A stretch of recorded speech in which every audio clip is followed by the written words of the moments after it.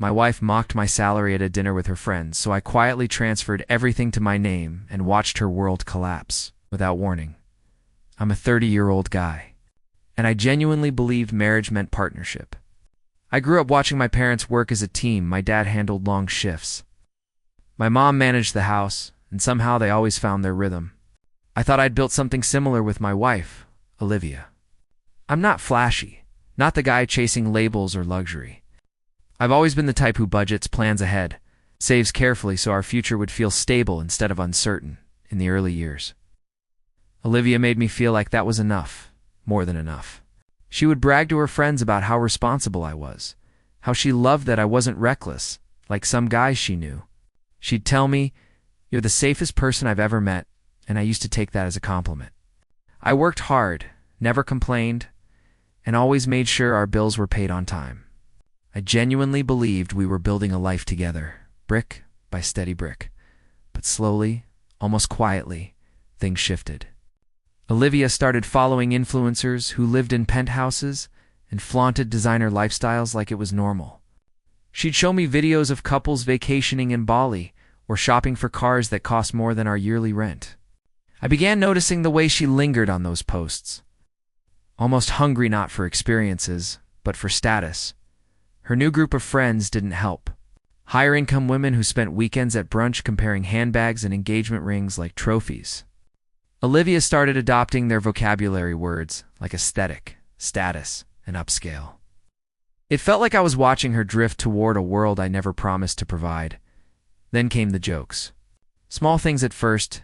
Maybe one day you'll make influencer money. Or don't worry. Maybe stability is sexy to someone. She always laughed after, brushing it off with relax. I'm just teasing. But something in her tone didn't feel like a joke. And that was the first moment I felt something inside me quietly shift. Though I didn't yet know how deep it would go, I wish I could say those early jokes didn't get to me, but they did. They stuck in my head longer than they should have, replaying at random moments while brushing my teeth, while driving to work, while checking our budgeting app. I kept telling myself Olivia didn't mean anything by them. She'd always loved my stability. Hadn't she? But the more her lifestyle shifted, the more it felt like I was slowly becoming not enough. It started with small changes. Olivia began buying designer makeup and high-end skincare products she never used before. Then it became new outfits every other week, content-worthy cafe runs, and late-night scrolls through online stores. I'd walk into the living room, and she'd be sitting cross-legged on the couch, phone in hand, whispering names of brands I couldn't even pronounce. When I'd gently ask if she was planning to cut back, she'd give this quick smile and say, "Babe, it's called self-care." Her friends fed into it too. She'd come home talking about how everyone is leveling up, how we should travel more, or how we deserve nicer things. I'd try to remind her we were still building savings for a house.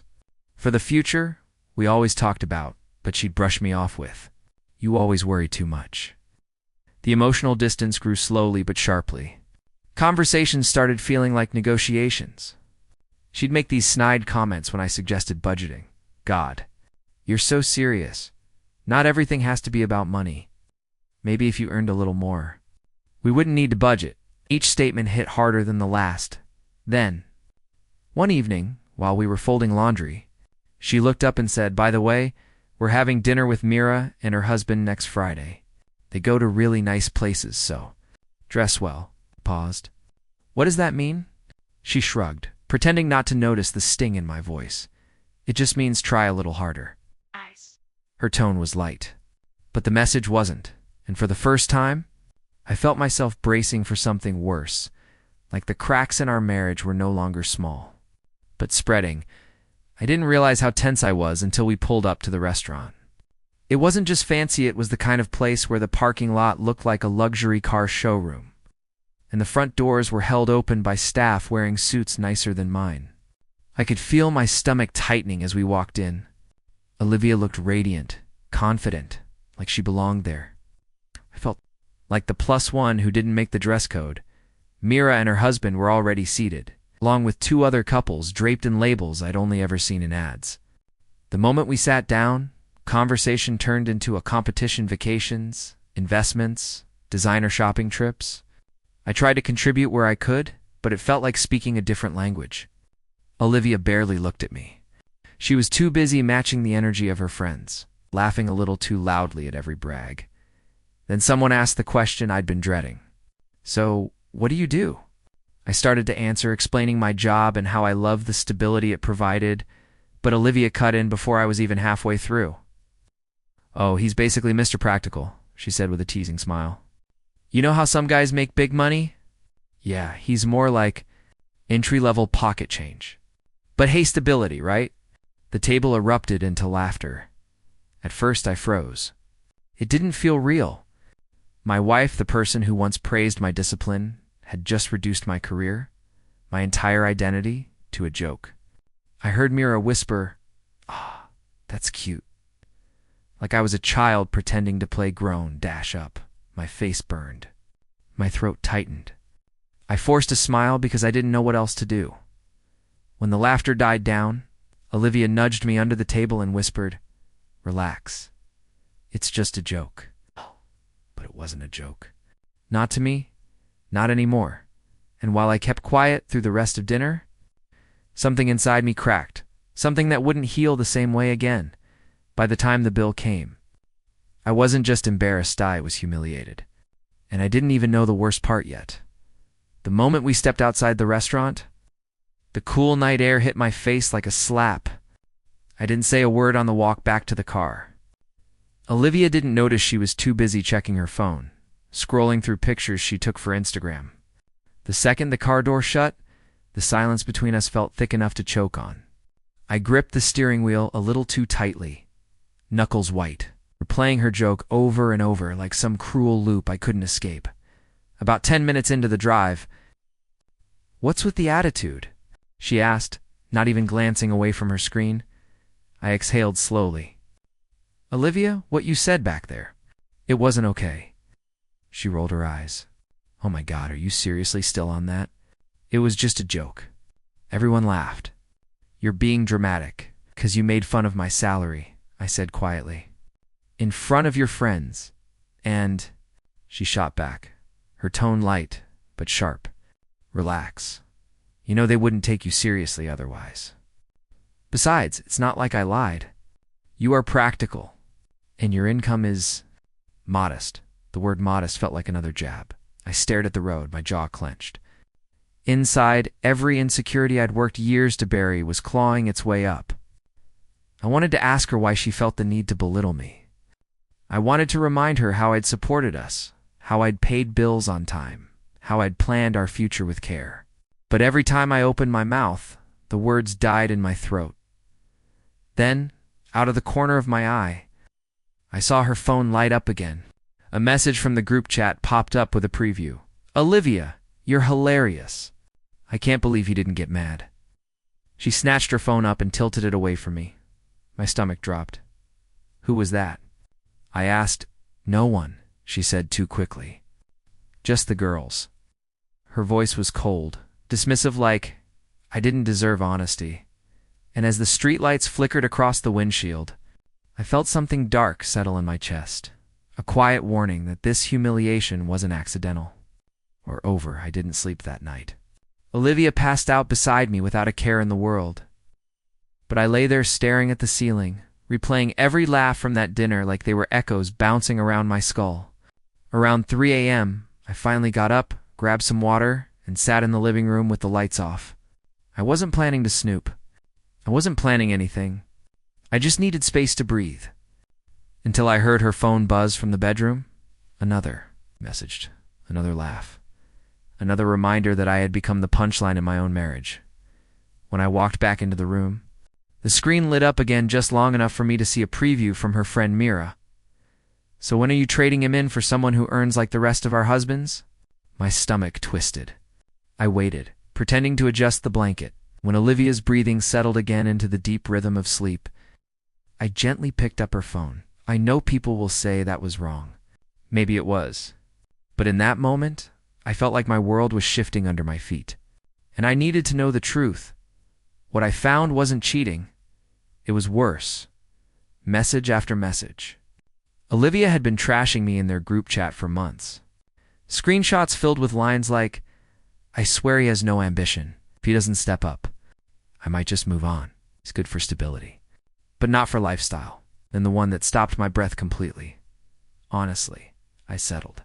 But at least I can push him to earn more. Settled. That word hit harder than any betrayal she could have physically committed. She wasn't just mocking me. She resented me. She looked at me and saw a downgrade, a placeholder, a safety net. My hands shook as I put the phone back exactly where it was. I didn't wake her.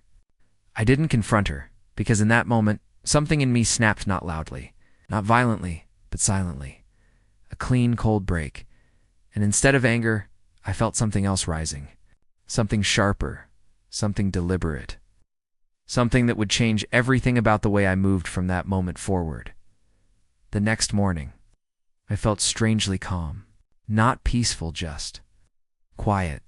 Like a storm had passed through me and left everything still. Olivia was humming in the kitchen, scrolling through her phone like nothing in the world was wrong. I watched her from the hallway, studying the way she carried herself carefree. Confident, oblivious to the fact that I'd finally seen who she really was. I didn't say a word. I didn't ask questions. I didn't mention the messages. Instead, I sat down at the table and said, "Morning." She glanced up, surprised. "Oh, you're not mad anymore?" I gave a small shrug. Nothing to be mad about. And just like that, she believed it. She smiled, kissed my cheek, and went back to scrolling.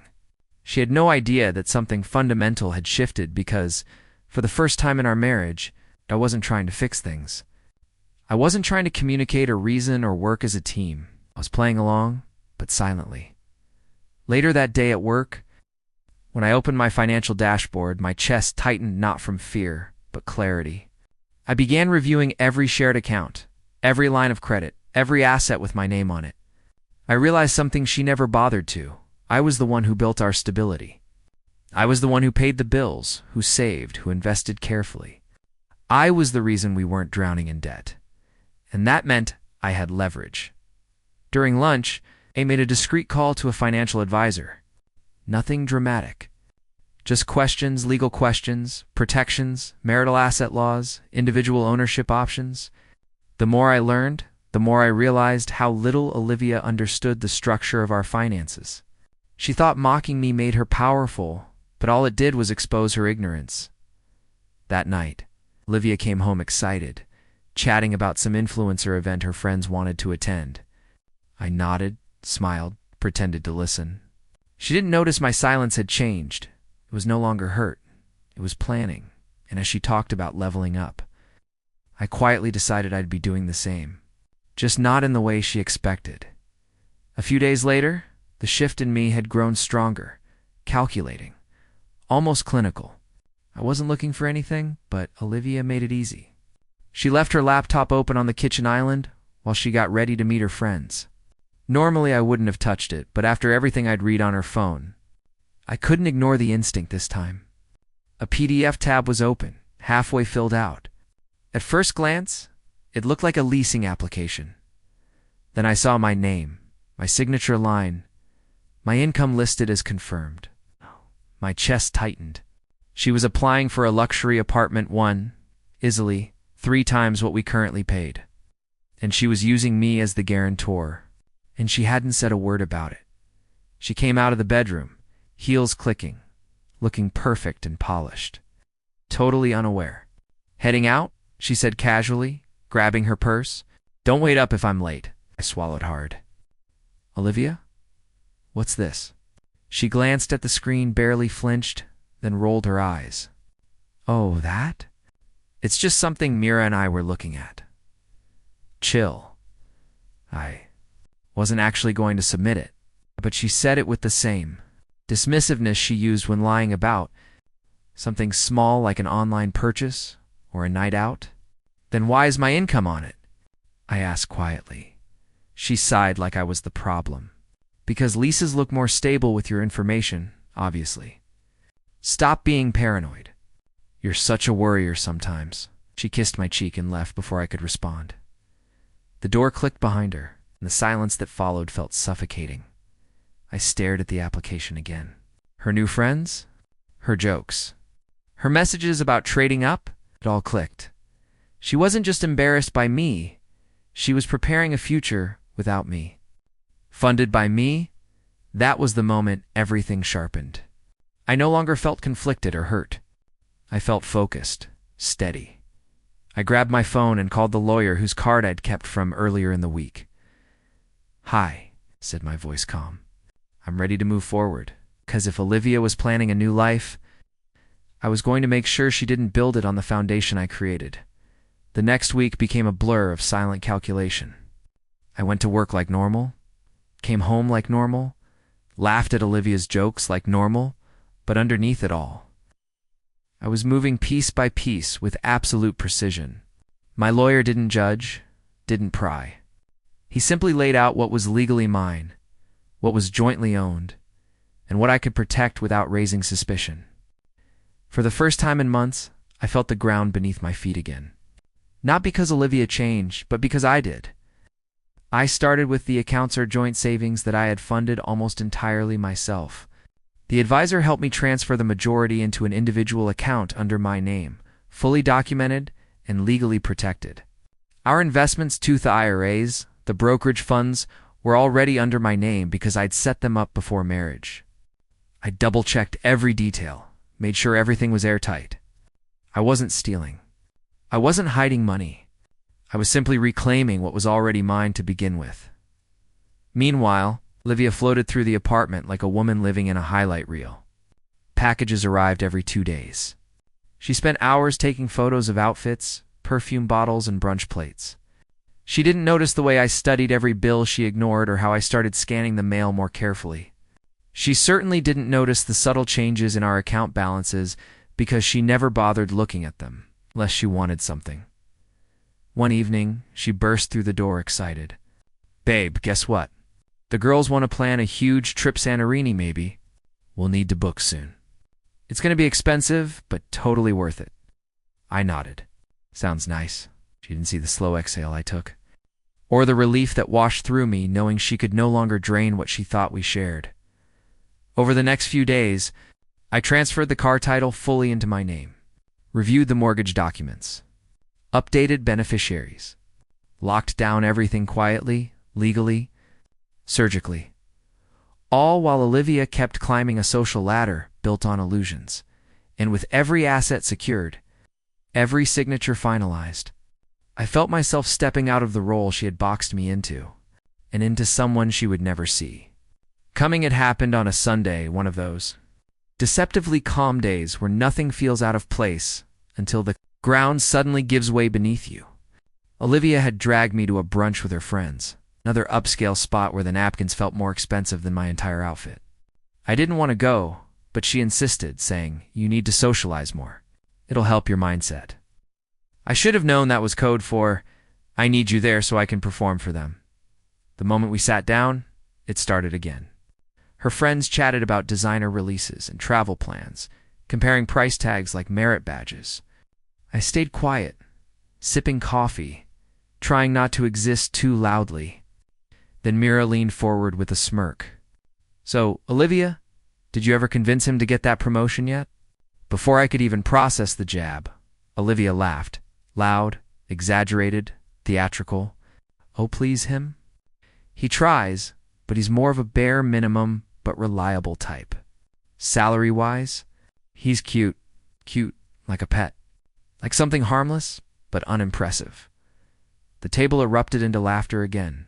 This time I didn't smile. My throat tightened, my chest felt hollow, and something inside me caved in on itself.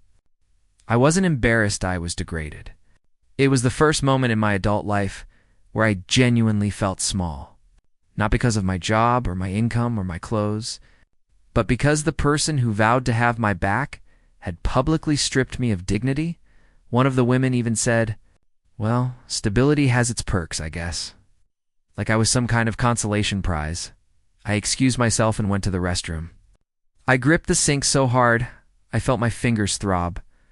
Looking at my reflection, I didn't see a man anymore.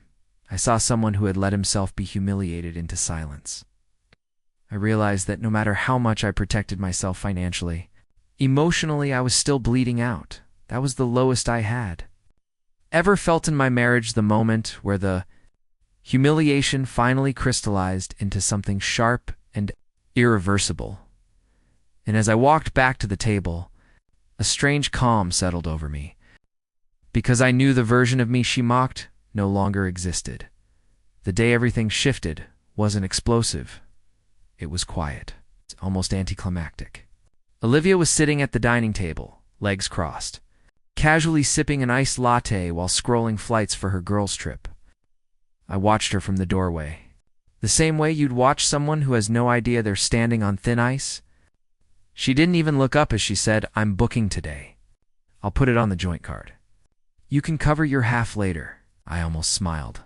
"Sure," I said. "Go ahead." She clicked through the booking screen, humming under her breath. But then her face changed.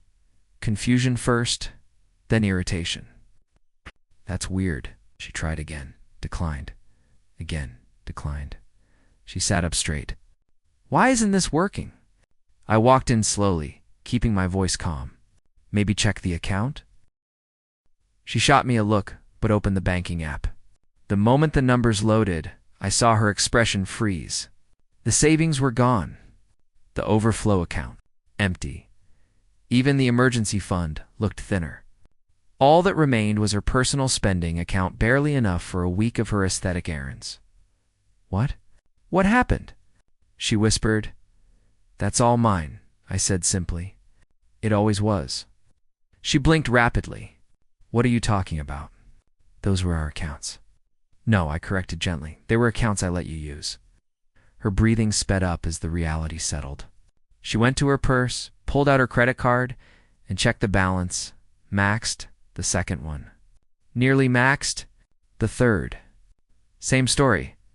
For the first time in our marriage, Olivia looked genuinely small. "Why didn't you tell me?" she said, voice cracking. I held her gaze. "Why didn't you tell me you were applying for an apartment behind my back? Or planning a life that I was supposed to fund but not be part of?" She stared at me, trembling, as her phone lit up with messages from her friends, screenshots of gossip. "Is she still going?" He declined the card. Yikes. Embarrassing.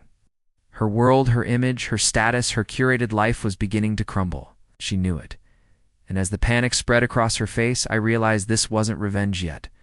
This was only the beginning. Olivia followed me into the living room like a shadow, her breathing sharp and uneven. She wasn't angry anymore. She was scared. The kind of scared people get when they realize the foundation under their feet was never really theirs. Just tell me what's going on," she said, voice trembling. I sat down on the couch slowly, letting the silence stretch until she couldn't take it anymore. She kept fidgeting with her hands, wiping at her cheeks, even though she wasn't crying yet. "You want to know what happened?" I said quietly. "I finally got tired of being your joke." Her eyes widened. "It was never I didn't mean, yes." I cut in. "You did." My tone wasn't loud.